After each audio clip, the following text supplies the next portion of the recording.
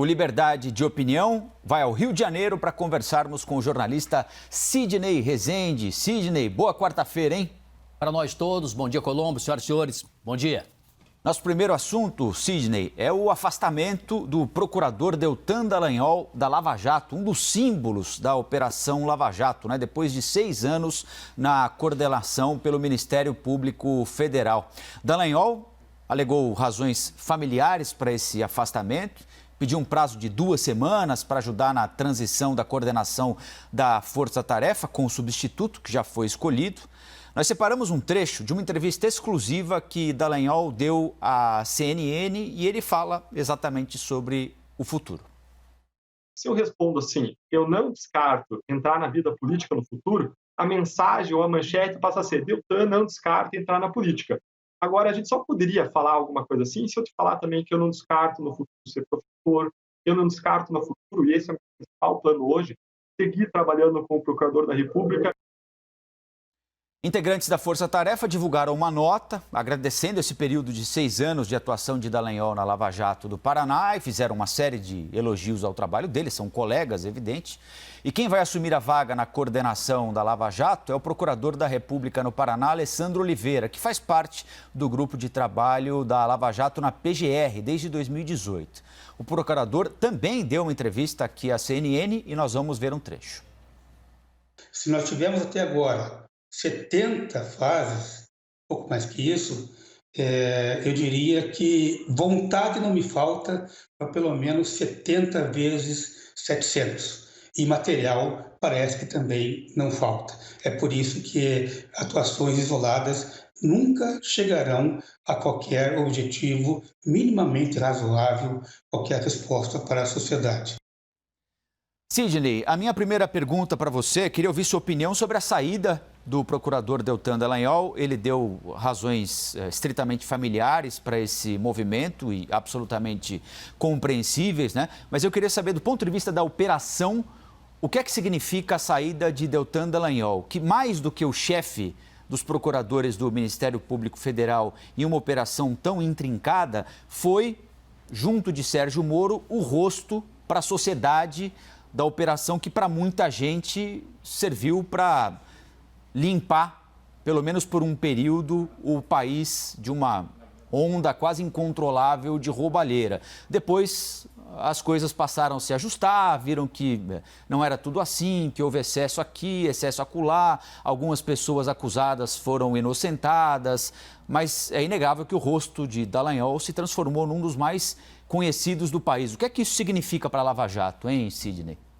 Bom, se foi um desejo pessoal, todos nós temos o direito de escrever o nosso futuro e sair do lugar que estamos e seguir um outro caminho. Ponto. Se foi por pressão de toda a ordem, é preciso verificar o que vai acontecer depois. Ser um símbolo de alguma coisa, estamos falando aí também de comunicação. Mas no caso da ação de promotores, de procuradores, uma operação desta envergadura histórica como a Lava Jato, ele poderá ser substituído, Deltan Dallagnol, por uma outra pessoa, que é o próximo, que é o substituto, e as ações, os trabalhos poderão ser feitos com isenção, com qualidade, com competência, e nada impede que você possa dizer até de maneira mais eficiente do que o atual. Por que não?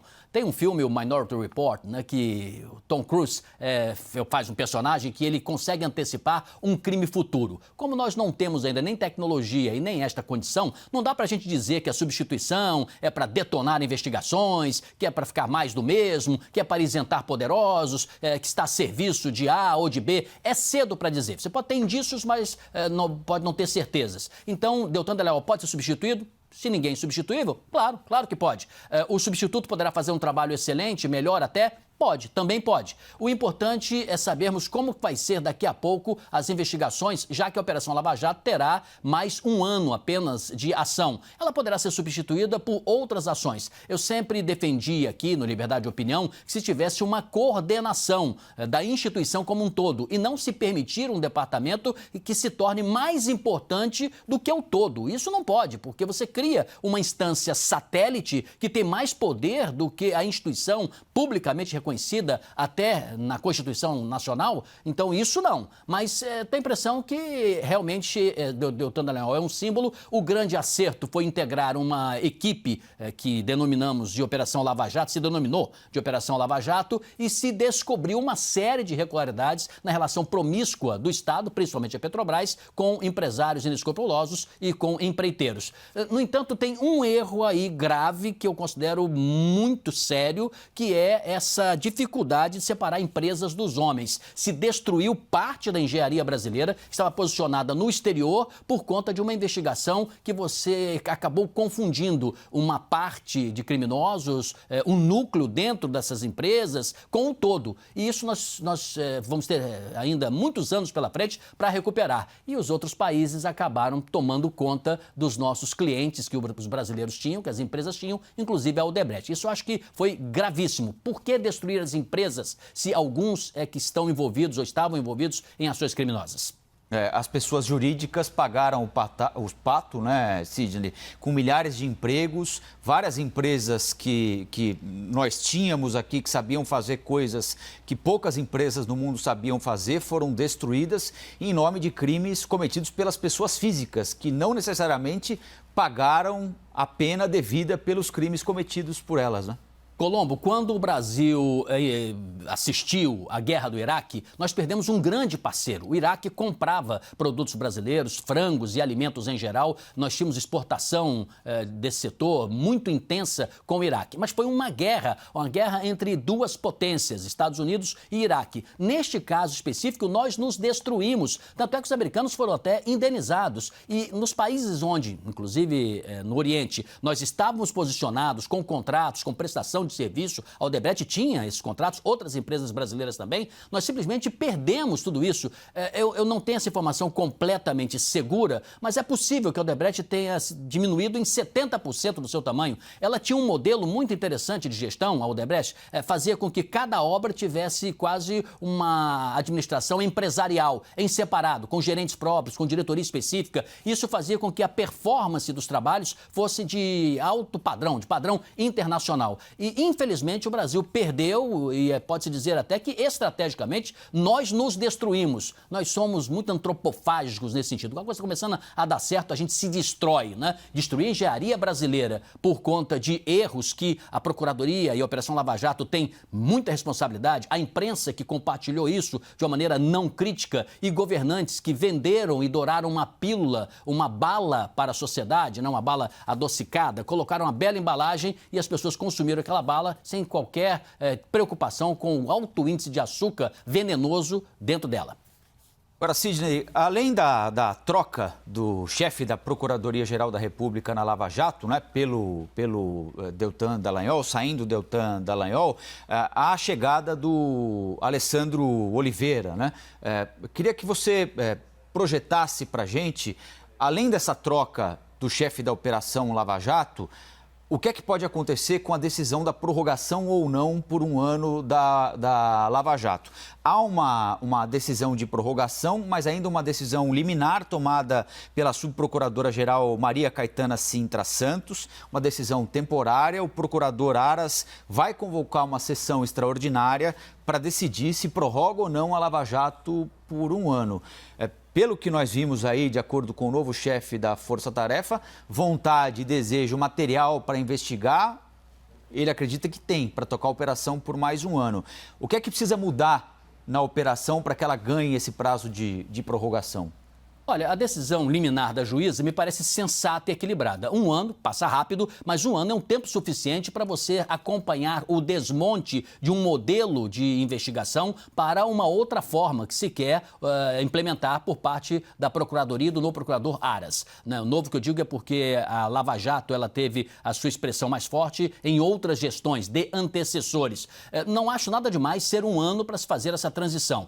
Aparentemente, estamos vendo um substituto agir de maneira técnica, isso é bom, sem fazer muita marola, sem mexer muito nas ondas do mar, né? Vamos fazer com que essa transição seja tranquila. Se fosse uma aterrissagem, né? Que ela seja uma aterrissagem do avião mais suave do que truculenta ou rápida demais. Não gosto quando, e aí vai uma opinião, estas medidas desta envergadura são feitas a toque de caixa, muito velozmente. Normalmente, quando isso acontece, não dá certo, tecnicamente, e quando não tecnicamente é contaminado por política, porque aparenta ter interesses para desmontar logo isso e rapidamente e nos próximos meses, quando um ano me parece um tempo razoável para se introduzir um outro modelo de investigação, repito, que pode ser tão ou mais eficiente. A Lava Jato errou, mas ela também trouxe acertos.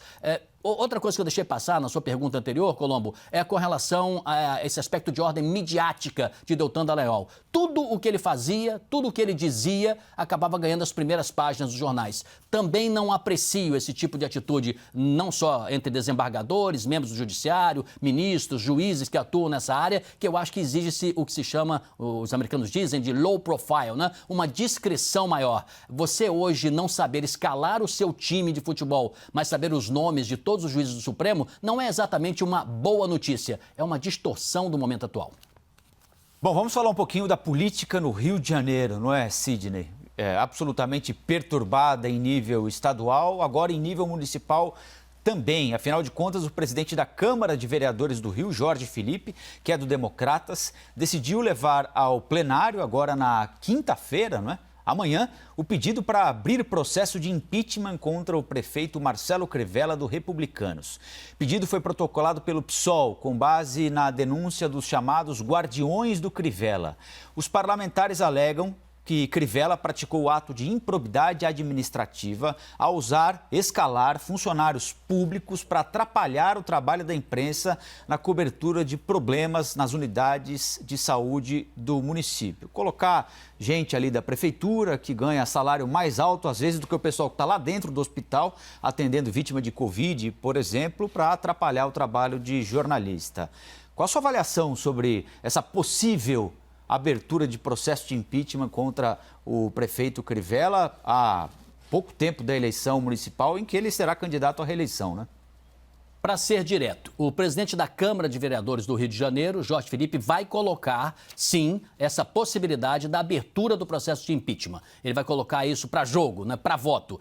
Vamos separar o que são pedidos de impeachment de CPI, Comissão Parlamentar de Inquérito. Em relação a pedidos de impeachment, tem 2 pedidos em jogo. Eu, pessoalmente, acho que o do PSOL é até mais fraco em comparação ao do vereador Átila Alexandre Nunes, que me parece mais bem fundamentado. Então, tem 2 pedidos de impeachment e tem um pedido de CPI, da vereadora Tereza Berger. O da CPI já tem o número de assinaturas, porque você precisa de 1/3. São 51 vereadores. Você precisaria de 17 votos e já assinaram 18 vereadores para a abertura de CPI. Então, mesmo que não tenha processo de impeachment, eu esteja errado aqui na minha avaliação, se eu estiver errado, a CPI ela vai acontecer. Consequentemente, será o mesmo bumbo, né? Como dizia Ulisses Guimarães, né? Ex-deputado, ex-presidente da Câmara, um expoente da democracia brasileira e quase o pai da Constituição de 88, ele dizia, CPI você sabe como começa, mas não sabe como termina. Então, em relação à CPI, já citei o número de assinaturas devidas. Em relação ao impeachment, ele vai colocar para voto. Agora, entenda, se quem é a favor do impeachment conseguiu 18 votos, mas não conseguiu alcançar os 33, será que nós teremos os 33, uma boa parte desses 33, votando a favor do impeachment, a favor de se afastar o prefeito Crivella? Então nós temos o elemento eleições aí muito forte. O que dizem aqui aqueles que estão pedindo o impeachment? Que funcionava na prefeitura, servidores comissionados, que você bem disse aí, associados, organizados, para impedir que as informações circulassem e que a imprensa fosse informada de alguém que saísse no hospital e dissesse, olha, entrei aqui, fiz a ficha e não fui atendido. Disseram que não tem medicamento, disseram que não tem data, foi péssimo atendimento. Esse tipo de entrevista que se fazia nas portas dos hospitais, elas foram impedidas porque esses guardiões do Crivella, eles abordavam a pessoa, retiravam a pessoa do local, empurravam os jornalistas e tentavam impedir a livre expressão na rua. inclusive, na rua. Então, essa é uma das primeiras acusações. Isso já existe há 8 meses, é isso que está sendo discutido. E já tem gente pedindo na Câmara de Vereadores que se devolva também os salários daqueles que integravam os guardiões de Crivella e que são comissionados da área pública, em que o maior salário é mais de R$10 mil. Isso aí somaria 27 milhões de reais. Então, é muito pano para manga em ano eleitoral. Isso aí nós vamos ouvir muito dizer. Eu acho que você vai me convocar mais vezes para tentar, de alguma maneira, conversar com você sobre esse assunto, pedindo a minha opinião, e eu vou querer saber a sua também e de quem está nos assistindo. É isso aí, assunto importantíssimo. Bom, a gente vai a Brasília agora, porque a Câmara dos Deputados aprovou o texto base da nova lei do gás, que muda as regras do mercado de gás natural no Brasil. O Ministério da Economia estima que a nova legislação pode gerar cerca de 43 bilhões de reais em investimentos. E o projeto aprovado busca facilitar a participação da iniciativa privada no setor.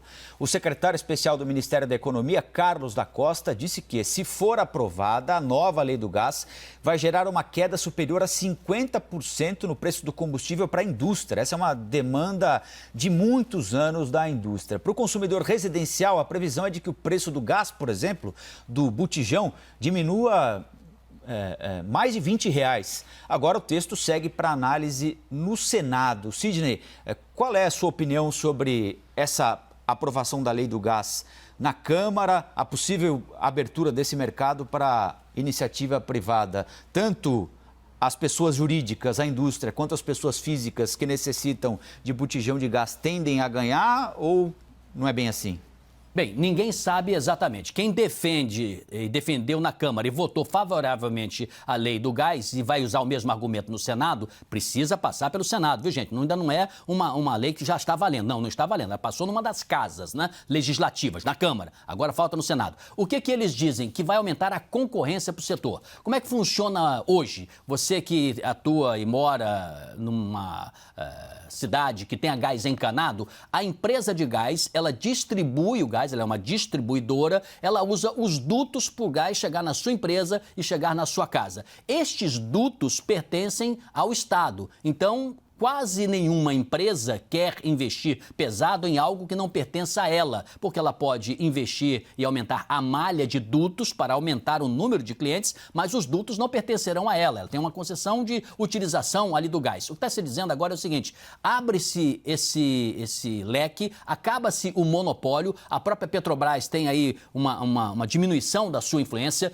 empresas estrangeiras vão entrar, ou empresas privadas nacionais, mas as estrangeiras, elas vão investir para competir não só em áreas onde o interesse maior, por exemplo, uma cidade industrial, onde se tem, teoricamente, mais demanda, né? Mais clientes interessados em ter o gás. E isso é que faz com que se tenha a crença que vai entrar mais dinheiro e mais impostos para o Estado, melhorar o serviço e mais concorrência. Agora, com o orçamento que nós já discutimos aqui, o investimento estatal, ele não vai acontecer. Não tem dinheiro para investimento para se construir mais gasoduto. Então, é preciso acreditar que empresas pesadas, nacionais e estrangeiras, portanto capital privado, vai entrar nisso porque interessará ter um lucro maior. Como haverá concorrência, presumivelmente o preço do gás poderá diminuir. Mais o industrial do que o residencial. E o industrial, ele é muito importante para nós. Uma empresa de vidros, por exemplo, apenas como um mero exemplo aqui de ilustração, ela precisa de muito gás. Se ela tem oferta de 2, 3 ou 4 empresas concorrentes,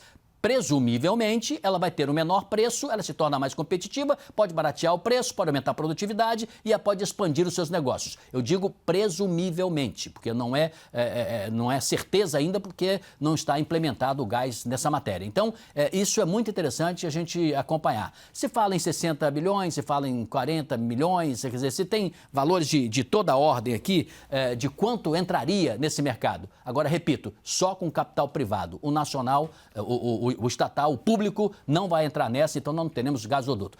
Quem vai a shopping center, às vezes não sabe. Aquele ar-condicionado, ele tem uma origem do gás, que é um combustível, e não exatamente 100% da energia elétrica. Então, o gás, ele se torna mais barato, embora aqui no Brasil a gente pague 5 vezes mais do que paga um empresário ou um cidadão do gás que consome nos Estados Unidos. Sidney, o ministro Gilmar Mendes, do Supremo Tribunal Federal, retirou da primeira instância da Justiça Eleitoral aquele processo que analisa um suposto caixa 2 na campanha do atual senador paulista José Serra para as eleições de 2014, quando ele venceu as eleições para o Senado em São Paulo. Gilmar atendeu a um pedido, é claro, da defesa do tucano. O caso corria, como eu disse, na Justiça Eleitoral paulista e pode prescrever na semana que vem, em pouquíssimo tempo. As chances são enormes, portanto. As informações sobre as irregularidades nas contas de Serra foram levantadas pela Operação Lava Jato, Braço Paulista, Operação Lava Jato em São Paulo. Sidney, como é que você vê essa decisão tomada pelo ministro Gilmar Mendes de tirar essa investigação sobre um eventual pagamento de caixa 2 a José Serra, ainda em São Paulo, quando ele era governador do estado, dinheiro que teria sido utilizado na campanha dele para concorrer, campanha vitoriosa para concorrer ao Senado também por São Paulo, campanha que ele venceu em 2014 e está cumprindo o mandato de 8 anos. Tudo o que me explicar, eu vou ter boa vontade para entender. E se for difícil, eu peço para explicar novamente. No caso específico, que diz o ministro Gilmar, eu vou pedir esta documentação de onde ela está, vou mandar para a Procuradoria e vou tentar que isso seja feito o mais rapidamente possível para não se prescrever no dia 8, de setembro. Ora, nós sabemos que é enorme a probabilidade da prescrição e o senador José Serra escapar dessa. Nós já tínhamos em outro comentário no Liberdade de Opinião alertado sobre isso, inclusive a idade também do senador. Dissemos na época com muito mais clareza que iria acontecer o que está acontecendo. Não do ministro Gilmar retirar o processo de lá, mas de passarmos aí por um tempo de impunidade nessa matéria. Por que eu digo que se me explicar eu entendo? Eu entendo a decisão do ministro Gilmar, que tem que se basear no que ele conta nos autos, no que dizem as leis, ele é um dos guardiões individuais da Constituição brasileira. Eu entendo. Agora, como explicar para o cidadão que está nos assistindo um caso como aquele da ministra Rosa Weber, por exemplo, que este ano ela decidiu pela permanência de prisão de um homem que roubou 2 shampoos de R$10 cada um. Ele está preso, ele ficou preso depois daquela decisão dela que se deu em 30 de julho. Naquele mesmo mês, o ministro Gilmar, ele interpretou de maneira diferente um outro caso. Ele inocentou uma senhora que tinha subtraído, roubado uma peça de picanha, 3 tabletes de caldo, sendo um de carne, 2 de frango, e uma peça de queijo mussarela. Foi R$ 135,73. Naquela ocasião, o Gilmar Mendes invocou o princípio da insignificância. No caso da Rosa Weber, ela disse, permaneça preso, porque ele já é reincidente, esse homem é perigoso para a sociedade, esse que roubou 2 shampoos a R$10 cada um. No outro caso, o ministro Mendes diz, não é possível prender uma pessoa por causa de ter roubado uma peça de picanha e tabletes de caldo. Agora você olha o caso em que envolve o senador José Serra, acusado de receber quase R$5 milhões da Odebrecht em 2006 e 2007, e se prescreve e nada acontece. O cidadão começa a se perguntar, a justiça é ou não é para todos no Brasil, ainda que com características diferentes? Ora, você subtrair tabletes de caldo de carne de frango pode ser grave para você. Esse até não foi de acordo com o ministro Gilmar. Mas no outro caso, em relação ao shampoo, sim. Se você subtrair 2 shampoos, você pode pegar uma cana brava. Mas se por acaso você não souber explicar R$5 milhões, se você estiver no alto escalão, no primeiro andar, pode ser que não aconteça nada com você. É esse sinal que a sociedade recebe e se me explicar muitas vezes eu não vou entender. Ainda bem que eu tô ficando careca, meio vidrinho de shampoo já resolve, com água dentro, viu? Mistura o shampoo com água, já tá valendo, viu? Mas você gosta de churrasco, eu tenho certeza. Ah, de final de semana vai bem, né? Se não tiver dinheiro, vai só linguiça mesmo. Valeu, Sidney. Até, hein? O Sidney... Pensou em churrasco daquela desequilibrada. Eu também. Abraço, até amanhã.